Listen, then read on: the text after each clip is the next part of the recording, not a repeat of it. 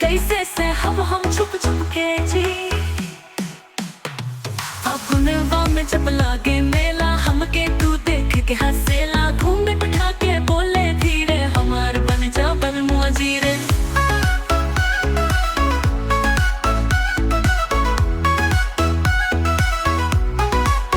ओ पिया तोहर बिना ना लगवा, हम देखी के हो जानी बेहोश।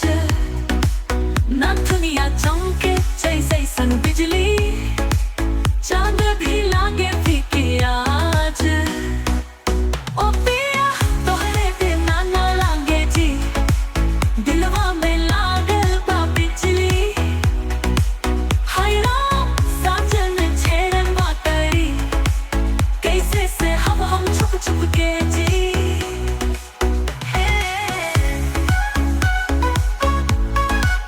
कैसे से हम छुप छुप के जी।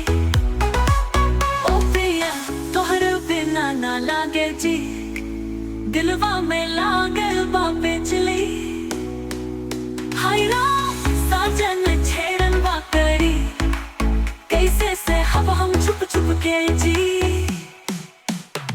फगुनवा में जब लागे मेला, हमके तू देख के हंसेला। घूमे बिठा के बोले धीरे, हमार बन जा बलमुआ जीरे। फगुनवा में जब लागे मेला, हमके तू देख के हंसेला। घूमे बिठा के बोले धीरे, हमार बन जा बलमुआ जीरे। फगुनवा में जब लागे मेला, हमके तू देख के हंसेला। घूमे पे